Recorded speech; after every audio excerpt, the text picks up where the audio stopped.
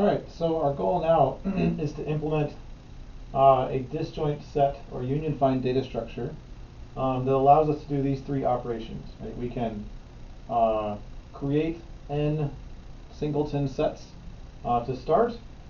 We can, for any item, we can call find on it, which will tell us sort of a canonical name of the set that it's in. Right? And we can use that to test quickly whether two things are in the same set by calling find on both.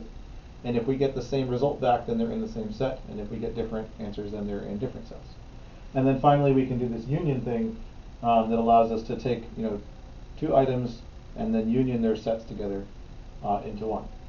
And we can never split. We're not requiring that we can split things back apart once we union them together. So it's kind of this one-way thing where we start with everything being separate, and as we call union, we are joining together more and more things until if we kept doing it at the end, we just have one giant set with everything in it. And this is called, it's called a disjoint sets data structure because it's maintaining these disjoint sets of things. Or it's sometimes called a union find data structure because it allows you to do these two basic operations of union and find. And I've also written on here, our goal is, so make sets, it's okay, it's fine if it runs in of n time if you want n things, Maybe it has to loop through an array and set up some things, one for each item, and that's fine. But find and union, we both want them to run in log n time or better. If we can't come up with a way to do that, then we haven't really gained anything, at least with Kruskal's algorithm. But we'll see that there is a way to do this. This is a data structure that we've kind of come at it from trying to implement Kruskal's algorithm, but it's an extremely useful data structure and it has tons of applications. And so your homework, the percolation stuff is one example of another application of this data structure. So your homework has nothing to do with Kruskal's algorithm or minimum spanning trees, but it does have to do with an interesting use of this union find structure. Alright, so let's think about how to do this. So I first want to talk about a way that does not work, and we'll see why it doesn't work, but it will suggest a correct way, at least if you squint and think cleverly enough, I guess. So one simple idea is, well, let's just have a dictionary where the keys are the items and the values are, the name of the set containing that item. So for example, so we'll just say like a dictionary mapping items to names. So let's say I had this scenario where I've got one,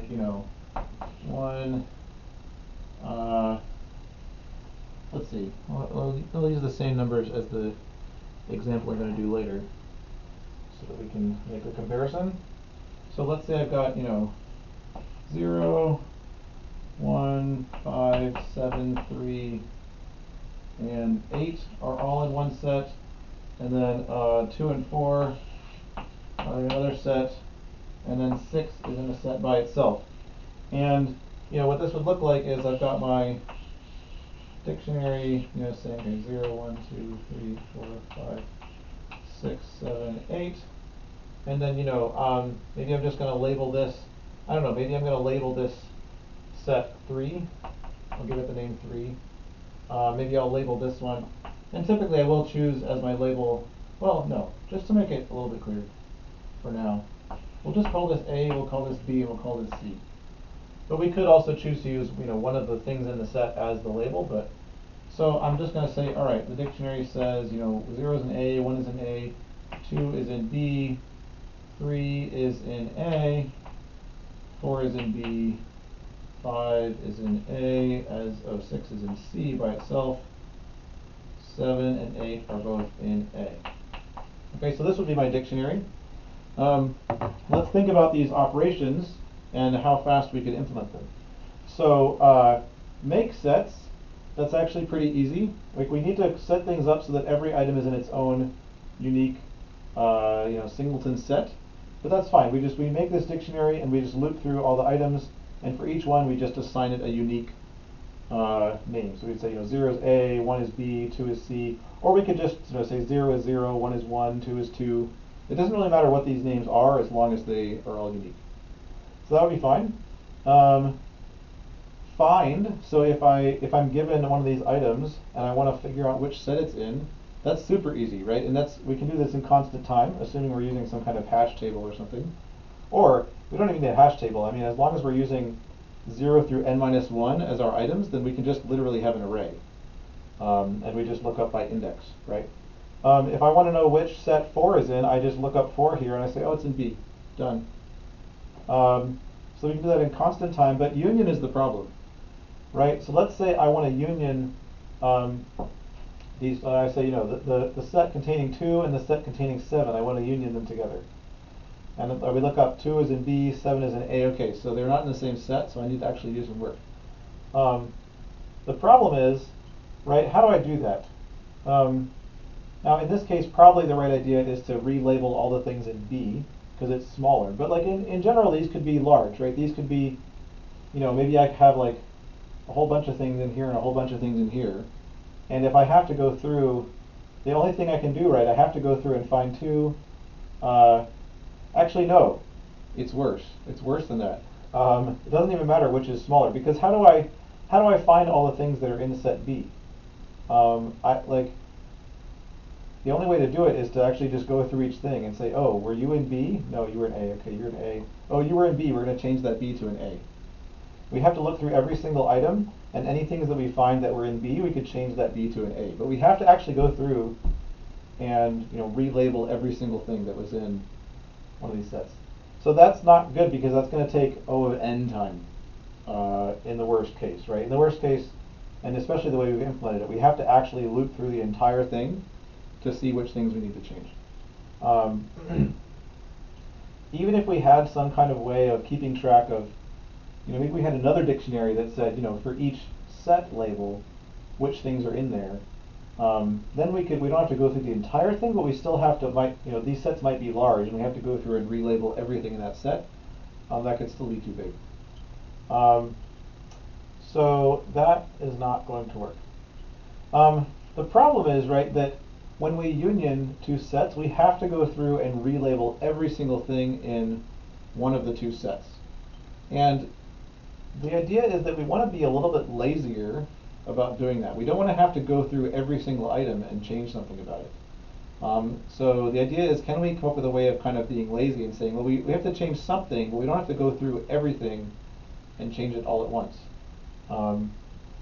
And so we're going to do it this way. I'm just going to erase this. So instead of having each item directly mapped to its name, we're going to be a little bit lazier, and we're going to have some items will map directly to their name, but some items will just map to other items, which will in turn map to, eventually will map to the name. So we're going to take this approach with, call it lazy names, where we have some little trees. So maybe an example would be like this. I'm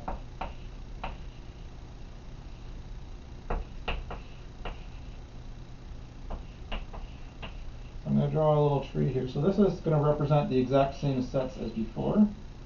So 0, 1, 5, 7, 3, and 8 are all in the same set because they're part of the same tree. And then over here we've got 2 and 4 are in a tree, and that's a tree, right? It's a very degenerate sort of tree. And then 6 is by itself, so that's an even more degenerate tree. But so we have 3 different sets. They're all separate little trees. And here's how it works, right? If I want to know, I say, okay, what set is 5 in? We're going to use the the root of each tree as the name of that set. So if I want to see what set 5 is in, I first follow this this little arrow up to its parent. I get 1, right? And I keep going until I hit the root. So, right, I can't just look it up immediately. I might have to do some work and keep following things until I get to the root. So that's okay, hopefully. So if I have 5, I would follow that and get to 1, then I'd follow that and get to 0, and then, oh, I'm at the top, so 0 is what I would return for 5. Right, and you can see that anything in this whole tree, if I start there and follow edges until I get to the root, I'm always going to get to that same vertex 0. So, if I said 5 and 8, if I called find on both of them, they would both return 0, and so I would know that 5 and 8 are in the same set. So so that's how we do find. How do we do union? And this is why this tree thing works out so nicely. So let's say I want to union 2 and 0. Before, right, when we wanted to union these two sets, we had to go through and like change everything in one of the sets to refer to the other thing.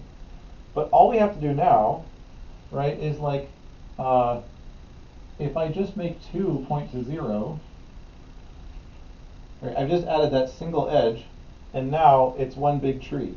And if I wanted to know what 4's, right, notice I didn't actually change what 4 is pointing to. But if I want to know what its name is now, what set it's in, I just follow it and I keep following it until I get to the root. And now its name is 0, or the set it's in is 0 instead of 2. But I didn't actually have to go through and change that. And if we could do it the other way too, right? We could have done it the other way around and had 0 point to 2. That's fine, right? And the point is like none of this stuff down here, there's a whole bunch of things down here. I didn't have to change any of it. All I did was add this one edge. And now all of them, if I start at 7, I would go 5, 1, 0, 2. Okay, that's the root, so the answer is 2. Okay.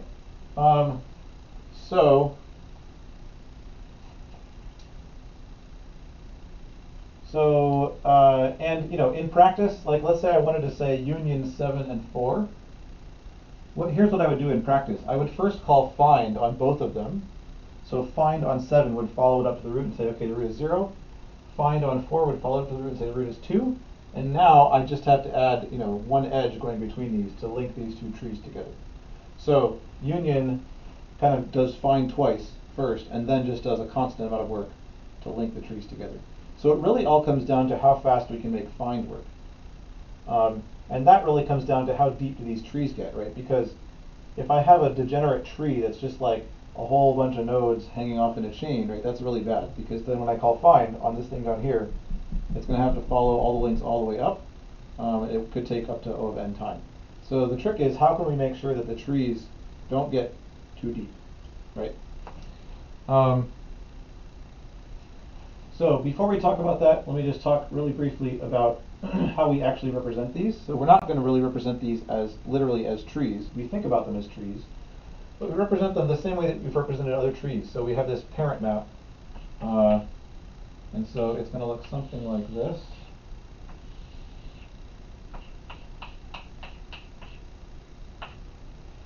So I'm going to label it with, right, literally I can have an array.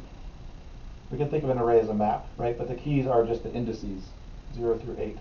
And so each thing is going to store its parent. So 0 has no parent, and I can actually indicate that by making it its own parent. So you can actually, if you want, you can think about it by like drawing a little loop like that.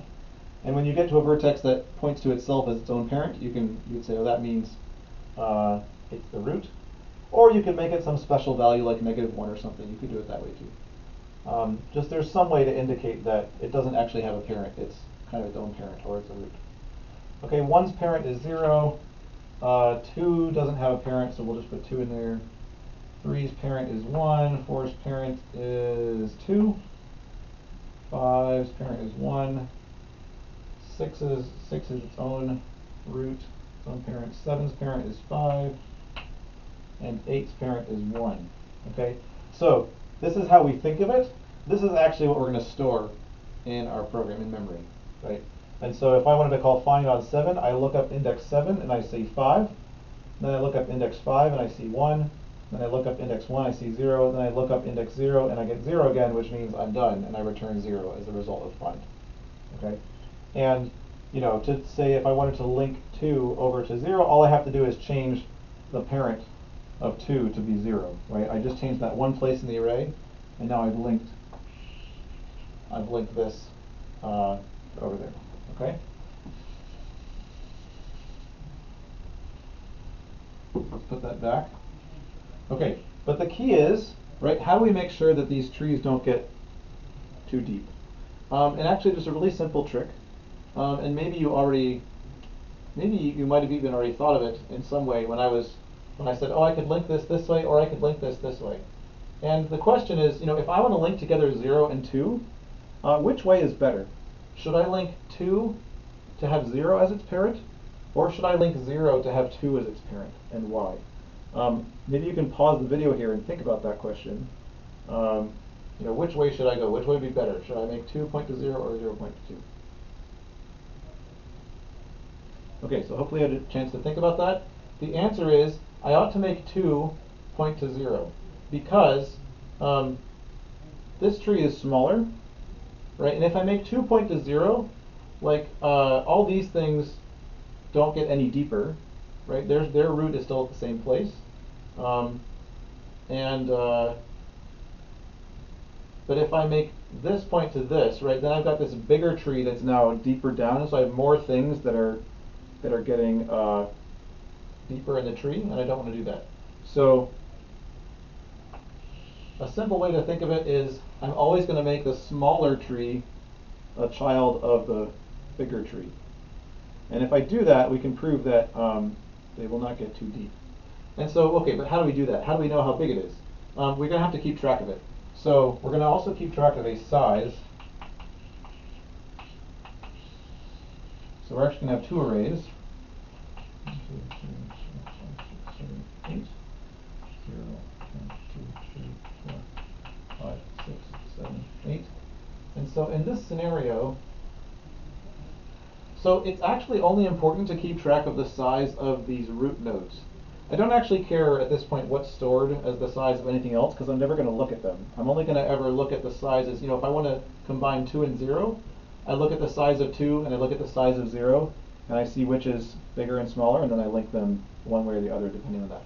So the size of 0 at this point is 1, 2, 3, 4, 5, 6. I've got 6 nodes in this tree, so that's going to be a 6. The size of the tree with root 2 is 2, and the size of the tree with root 6 is 1. And I don't, right, I mean there's other stuff in these other array spots, but I don't care what it is. And so here's what I would do. Let's say, again, let's walk through the process of if I said union 7 and 4. So first I call find on both. So 7, it would say the result of find is 0. 4 would say 2. So now I say, okay, I have 0 and 2. Those are the roots of 2 trees, and they're different, and I want to join them together.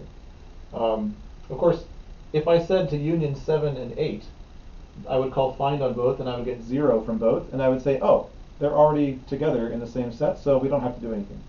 Right? But assuming they're different, I need to join these together, so I would look up the size of 0, it's 6, and I look up the size of 2, it's 2, and so I want to make the smaller one a child of the bigger one, so that means I have to update 2 to point over here, and so there's 2 things I have to update down here. First of all, I'm changing the parent of 2 to be 0, and the second thing is I have to change the size of 0. And so I'm going to change the size of 0 by adding whatever the size of 2 was. I'm going to add it to the size of 0, so this becomes 8. Because I've combined them now into one big tree. I don't actually need to update the size of 2. It doesn't matter anymore because it's no longer a root. So the only things I care about now are the size of 0 and the size of 6. And that's it. And if we keep doing that, the claim is that these operations will take log n time. So let me see if I can convince you of that.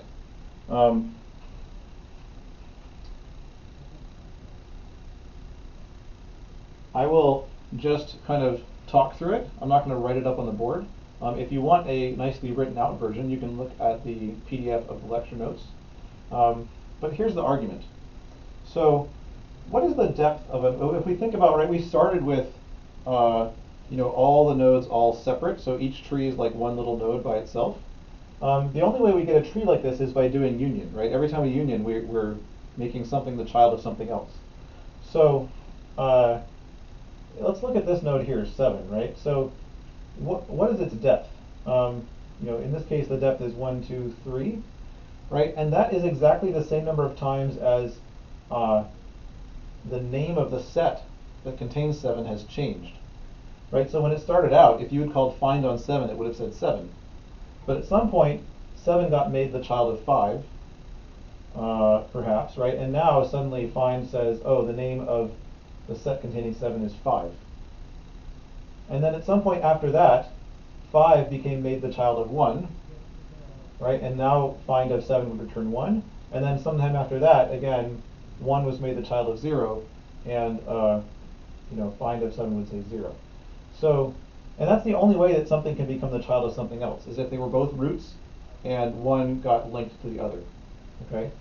So, the question is, and actually this picture in particular may not actually be a good example because I'm not sure this exact picture could actually happen.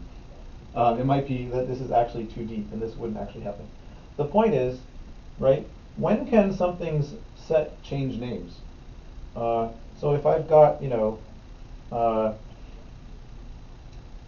if I have a root and it's got some stuff underneath it and I join it to something else, right, it has to be that the thing that I make a child of something else was smaller, right? So if this set had a certain size and then I make it the child of something else, that other set is bigger, so the size of the entire set at least doubles, right, or more than doubles, right? Because we started with this set, we made it the child of something bigger, and so now the size has more than doubled.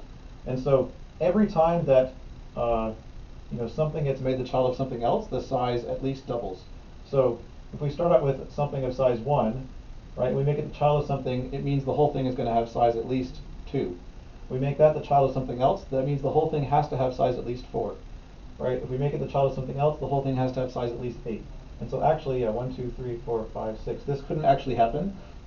This is a bad example because if we actually made this by calling union and doing this thing, this wouldn't happen because this has depth 3, but that would mean that would only happen if this whole thing had size at least 8.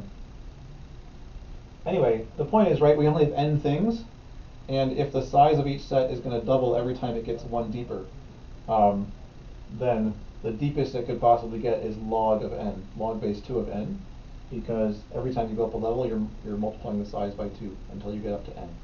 And the number of times you can do that is, of course, that's what log base 2 of n is. So if we're careful in how we implement union and make sure the smaller thing always points to the bigger thing, then these will never get too deep, and that means find will take log n time in the worst case. And then union also will take log n time because it has to call find first, and then it does a constant amount of work to glue the trees together.